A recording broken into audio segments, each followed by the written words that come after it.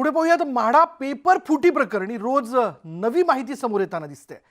MHADA paper फुटी प्रकरणी महाराष्ट्र राज्य परीक्षा विभागाचे अध्यक्ष आणि महाराष्ट्र राज्य शिक्षण परिषदेचा अतिरिक्त कार्यभार असलेले तुकाराम सुपे यांची आता चौकशी होणार आहे। पुणे पोलिसांनी त्यांना चौकशीसाठी बोलावले आणि या चौकशीत टीईटी परीक्षेचाही पेपर फुटलाय का याची कसून चौकशी केली जाणार आहे। तर म्हाडा पेपर फुटी प्रकरणाचा सूत्रधार प्रितेश देशमुख याच्या घरात टीईटीची 50 ओळखपत्र सापडली आहेत आणि त्यामुळे टीईटी बाबत नव्या घोटाळ्याची शक्यता वर्तवण्यात आली आहे। कारण प्रश्नसूची उत्तरसूची यांच्यामध्ये तफावत असल्याचा विद्यार्थ्यांनीही आरोप केला होता आणि त्यामुळे आता तुकाराम सुपे यांच्या चौकशीतून कोणते धागेदोरे समोर येतात आणि कोणता खुलासा होतो ते काही दिवसात स्पष्ट होईल। हे प्रकरण नेमकं काय जाणून घ्यायला हवं। लक्षात घ्या की सायबर गुन्हे शाखेकडून पेपर फुटी प्रकरण जे ते उघड करण्यात आलं। प्रश्नपत्रिकेचं काम हे जीए सॉफ्टवेअर कंपनीकडे देण्यात आलेलं होतं आणि या कंपनीचा संचालक डॉक्टर प्रितेश देशमुखकडे हे काम होतं। देशमुख याच्या घरातून काही कागदपत्र जप्त करण्यात आली आहेत आणि देशमुख यांनी प्रश्नपत्रिका फोडल्याचं या मिळालेल्या कागदपत्रातनं निष्पन्न झालंय।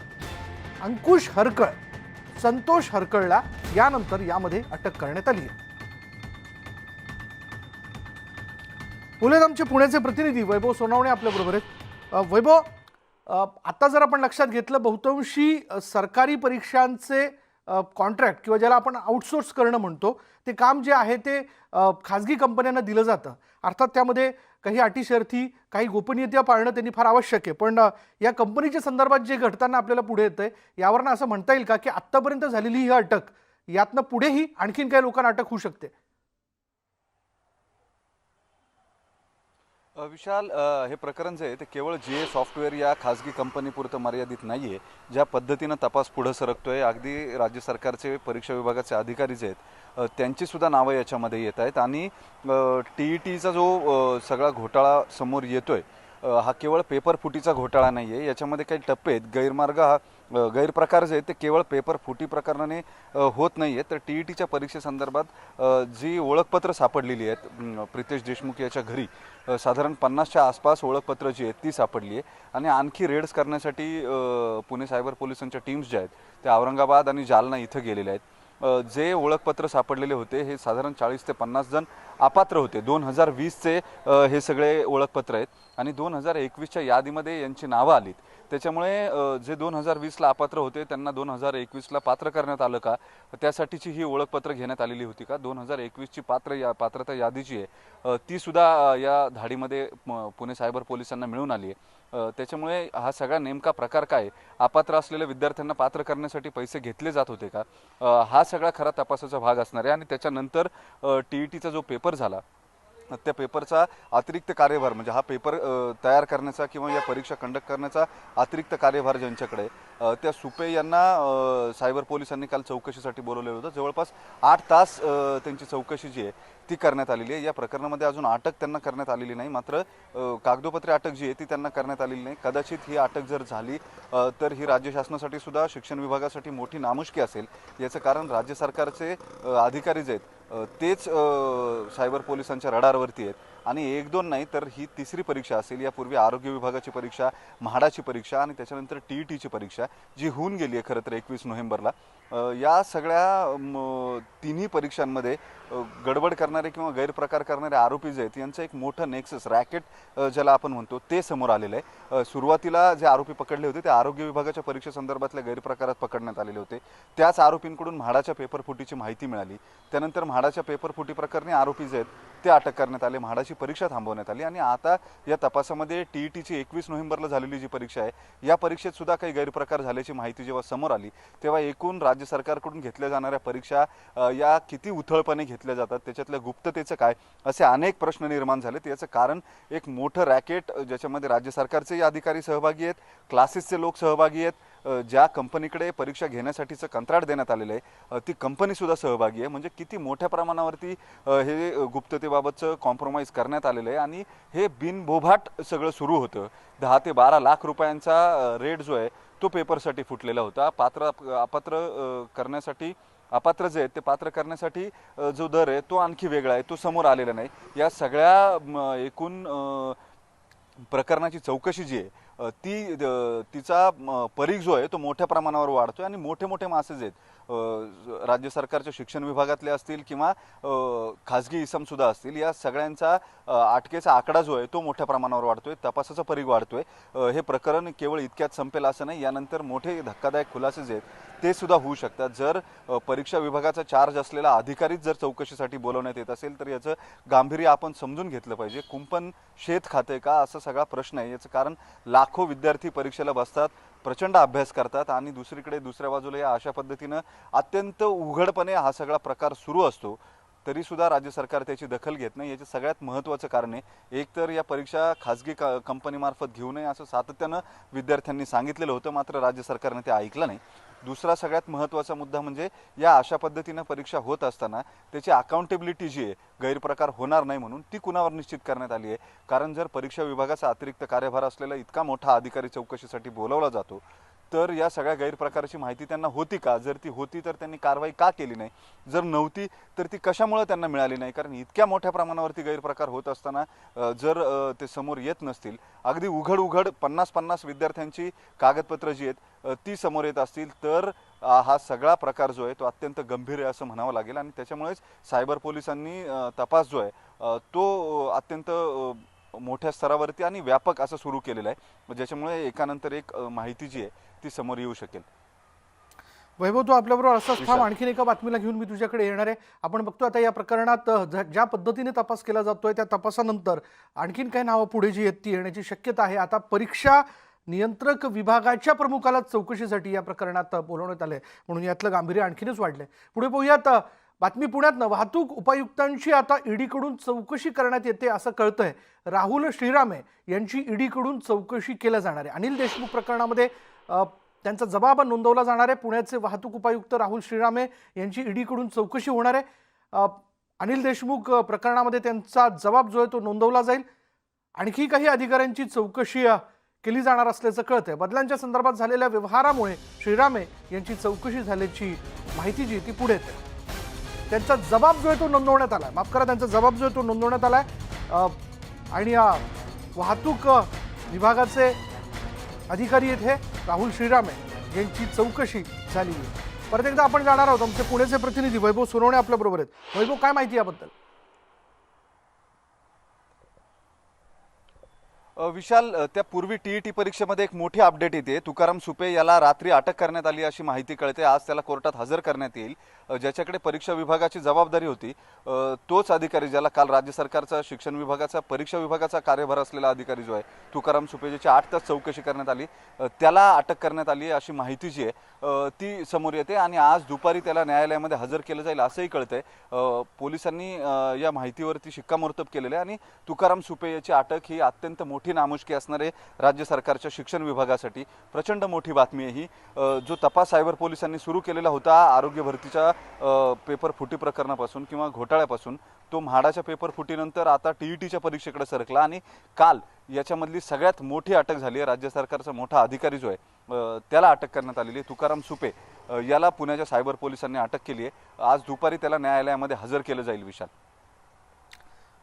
वैभव, आता अर्थात हे सगळं अपडेट आपण आपल्या प्रेक्षकांपर्यंत पोहोचवतोय, पण त्यामध्ये आणखीन एक महत्त्वाची बातमी, जसं थोड्यापूर्वी याबद्दल मी बोललो की पुण्याचे अधिकारी वाहतूक विभागाचे श्रीरामे यांची देखील ईडीकडनं चौकशी करण्यात आल्याचं कळतंय. अनिल देशमुख प्रकरणामध्ये म्हणजे अधिकाऱ्यांच्या बदल्यांच्या संदर्भात ही चौकशी झाल्याचं कळतंय. त्याबद्दल काय अपडेट आहे?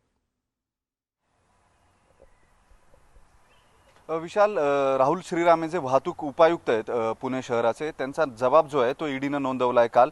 या अनिल देशमुख प्रकरणामध्ये जे 100 कोटी वसुली प्रकरणी अनिल देशमुख जे कारागृहामध्ये आहेत, या सगळ्या प्रकाराची चौकशी ईडीकडून सुरू आहे. या वेगवेगळ्या प्रकरणांमधलं मनी लॉन्ड्रिंग जे ते ईडीच्या टार्गेटवर आहे आणि या सगळ्या प्रकरणांमध्ये अधिकाऱ्यांची बदली हा एक मोठा विषय होता, ज्याच्यामध्ये मोठे ट्रान्झॅक्शन झालेत किंवा मोठे आर्थिक व्यवहार झालेत असा संशय ईडीला होता. या सगळ्यांमध्ये काही नावं ईडीच्या समोर होती.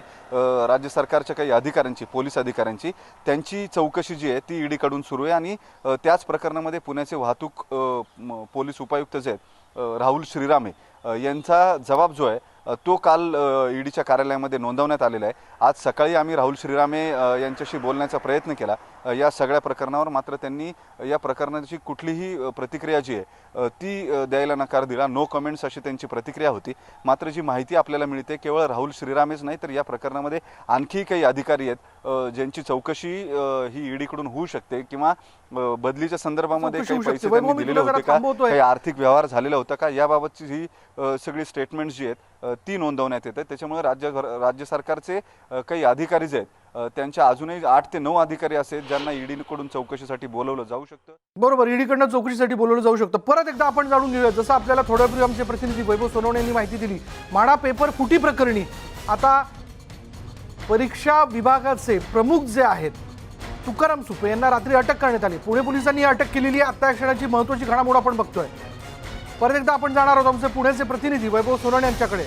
वैभव, सुपे यांना ताब्यात घेतलं जाणं याचाच अर्थ या प्रकरणातलं गांभीर्य हे आता अधिक वाढलेलं आहे. कोणकोणत्या मुद्द्यांना घेऊन त्यांची चौकशी केली जाऊ शकते?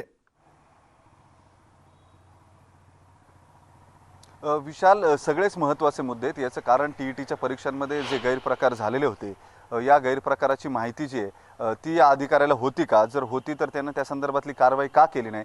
जी माहिती आपल्याला सूत्रांकडून मिळते त्यानुसार या गैरप्रकाराची कुणकुण जी आहे ती तुकाराम सुपे यांना होती. मात्र त्यांनी या प्रकारामध्ये कुठली तक्रार नोंदवली नाही किंवा व्हिजिलन्स जो आहे तो रेज केला नाही आणि त्यामुळे या सगळ्या प्रकारामध्ये तुकाराम सुपे यांची काल चौकशी करण्यात आली. जवळपास 8 तास त्यांची चौकशी जी आहे ती करण्यात आलेली होती. क्लास 1 दर्जाचा हा अधिकारी आहे, हे लक्षात घ्यावं लागेल. परीक्षा विभागाचा अतिरिक्त कार्यभार जो आहे तो तुकाराम सुपे यांच्याकडे देण्यात आलेला आहे आणि राज्य शिक्षण महामंडळाचे ते अधिकारी आहेत. हे सगळं असताना इतक्या मोठ्या दर्जाचा अधिकारी असताना काल पोलिसांनी जेव्हा त्याला चौकशीसाठी बोलवलेलं होतं त्याच वेळेस सगळ्यांच्या भुवया उंचावलेल्या होत्या. कारण हे काही छोटं पद नाही आहे किंवा ही काही छोटी मोठी कारवाई नाही आहे. या इतक्या मोठ्या अधिकाऱ्याला शिक्षण विभागाच्या जेव्हा चौकशीसाठी बोलवलं जातं त्यावेळेस हे स्पष्ट होतं की आरोपींनी थेट त्यांचा संबंध असल्याचा किंवा त्यांना माहिती असल्याची कुठली तरी माहिती ही सायबर पोलिसांना दिलेली होती आणि त्याचाच परिपाक म्हणून त्यांना चौकशीसाठी बोलवण्यात आलेलं होतं. काल रात्री त्यांना जी अटक करण्यात आली आहे त्यावरून हे जवळपास निश्चित झालंय त्यांचा सहभाग आहे की नाही आहे याबाबत अजून काही स्पष्टता होऊ शकलेली नाही. मात्र नेमकं काय झालंय, त्यांची चूक काय किंवा त्यांच्यावरती आरोप काय आहेत याबाबतची स्पष्टता जी आहे ती अजून होऊ शकलेली नाही आहे. न्यायालयामध्ये जेव्हा आज त्यांना नेलं जाईल त्यावेळेस पोलीस त्यांच्या अटकेची कारणं जी आहेत ती न्यायालयासमोर ठेवतील. त्यानंतर ही स्पष्टता जी आहे ती अधिकृतरित्या होऊ शकेल. मात्र ही अटक जी आहे ही आताची मोठी बातमी आहे. सुपे याला अटक होणं हे राज्याच्या शिक्षण विभागासाठी अत्यंत नामुष्कीचं आहे आणि परीक्षा विभागासाठी तर त्याहून नामुष्कीचं आहे. परीक्षा विभागाची इब्रत ही गेल्या आरोग्य विभागाच्या, म्हाडाच्या आणि इतर पेपर फुटीनंतर जेव्हा टीईटीचा प्रकार समोर आला तेव्हा तर निघालेलीच होती. सातत्यानं विद्यार्थी जी मागणी करत होते, खाजगी संस्थांकडून परीक्षा घेऊ नका, कंपन्यांकडून परीक्षा घेऊ नका, त्यामुळे गैरप्रकार होतात, ही मागणी किती रास्त होती आणि किती व्यवहार्य होती हे या अटकेनंतर समजून येतं. मात्र आता खाजगी कंपन्यांच्या नंतर जेव्हा राज्य सरकारचे अधिकारीच याच्यामध्ये गुंतलेले असलेले पाहायला मिळत आहेत तेव्हा हा प्रकार आणि याचं गांभीर्य हे दोन्ही वाढते. सायबर पोलिसांचा तपास जो आहे तो आणखी मोठ्या व्याप्तीवरती गेलेला आहे. राज्य सरकारचे अधिकारी जेव्हा याच्यामध्ये येतात तेव्हा नेमकं हे संपूर्ण षडयंत्र काय होतं, कशा पद्धतीने हे पेपर फोडण्यात आलेले होते किंवा याचे दर ठरलेले होते का, कुणाकुणाला या संदर्भातले पैसे जात होते, हे सगळे तपासाचे मुद्दे जे आहेत ते सायबर पोलिसांना समोर आणावे लागतील. विशाल, पुन्हा एकदा आपण ही बातमी जी ती जाणून घेऊयात. आता क्षणाची महत्त्वाची ब्रेकिंग न्यूज आपण बघतो. एक महत्त्वाचा अपडेट आमचे प्रतिनिधी वैभव सोनवणे यांनी पुण्यात आपल्यापर्यंत पोहोचवलेलं आहे. पेपर फुटी प्रकरणी म्हणजे म्हाडा पेपर फुटी प्रकरणी आता परीक्षा नियंत्रण विभागाचा अतिरिक्त कार्यभार असणारा, ज्याच्याकडे हा अतिरिक्त कार्यभार होता, त्या तुकाराम सुपेंना रात्री पोलिसांनी अटक केलेली आहे, ताब्यात घेतलेलं आहे. काल त्यांची 8 तास चौकशी करण्यात आली आणि रात्री त्यांच्या विरोधात अटकेची कारवाई करण्यात आलेली आहे. शिक्षण विभागाचं एक मोठं नाव, क्लास 1 अधिकारी ज्याला पोलिसांनी ताब्यात घेतलेलं आहे आणि या म्हाडा पेपर फुटी प्रकरणी किंवा यापूर्वीही त्यांच्या अखत्यारीत कोणकोणत्या परीक्षा झाल्या त्याचे देखील पेपर फुटले होते का किंवा त्यामध्ये अपात्र विद्यार्थ्यांना पात्र करण्यात आलं का, अशा वेगवेगळ्या मुद्द्यांना घेऊन त्यांची चौकशी केली जाऊ शकते. परत एकदा आपण वैभवकडे जाऊया. वैभव, जसं आपण म्हटलो थोड्या वेळापूर्वी की एक एक करून नावं आता पुढे येताना दिसत आहेत, हे फार मोठं रॅकेट असावं का? विशाल, नक्की हे फार मोठं रॅकेट आहे. याचं कारण एक गोष्ट लक्षात घ्यायला हवी. ज्या आरोपींना आरोग्य विभागाच्या पेपरच्या संदर्भामध्ये अटक करण्यात आलेली होती, त्याच आरोपींकडून माहिती मिळाल्यानंतर म्हाडाची कारवाई करण्यात आली. पेपर फुटीची म्हाडाची परीक्षा रद्द झाली आणि त्याच आरोपींकडून धागेदोरे मिळतात ज्यात TETच्या परीक्षेमध्ये गैरप्रकार झाल्याचे. राज्यभरात एक मोठं रॅकेट सक्रिय आहे. ज्या पद्धतीनं लोकांना पकडण्यात आलेलं आहे, त्यामध्ये क्लासेसचे संचालक आहेत, खाजगी कंपनी जिच्याकडे हे परीक्षांचं काम होतं तिचे संचालक आहेत आणि आता तर राज्य सरकारच्या अधिकाऱ्यांना या प्रकरणामध्ये अटक झाली. त्याच्यामुळे या प्रकरणाची व्याप्ती ही प्रचंड मोठी आहे. हे एक मोठं नेक्सस आहे, रॅकेट आहे, जे पैसे घेऊन या परीक्षांचं गांभीर्य कमी करतं. पेपर फोडले जातात, परीक्षार्थी अपात्र असताना त्यांना पात्र करायची प्रक्रिया केली जाते.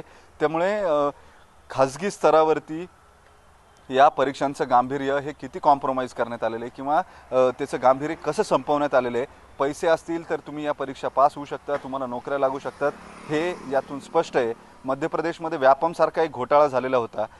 त्या पार्श्वभूमीवरती खरंच राज्यामध्ये अशी काही प्रक्रिया सुरू आहे का, असा काही घोटाळा सुरू आहे का, असा प्रश्न उपस्थित होऊ शकतो. याचं कारण या गुन्ह्याची व्याप्ती ज्या पद्धतीनं वाढत चालली आहे, राज्य सरकारच्या अधिकाऱ्यांना याच्यामध्ये जेव्हा अटक होते तेव्हा हे प्रकरण साधं सुद्धा नाही, हे निश्चित आहे. या प्रकरणामध्ये कुंपण छेद खाते हे स्पष्ट आहे. बरोबर. खाजगी अधिकारी, राज्य सरकारचे अधिकारी, खाजगी कंपन्यांचे संचालक, क्लासेसचे संचालक हे सगळे मध्ये येतात. परीक्षांसंदर्भातला मोठा डेटा जो आहे तो या सगळ्या खाजगी इसमांकडे जातो कुठून आणि हे सगळं होत असताना राज्य सरकारचे अधिकारी करतात काय? बरोबर आहे. या सगळ्या गोष्टींचा तपास जो आहे तो पोलिसांना वैभव आता करावा लागणार आहे. धन्यवाद या सगळ्या तपशिलाबद्दल. आम्ही पुढेही आपल्याकडे या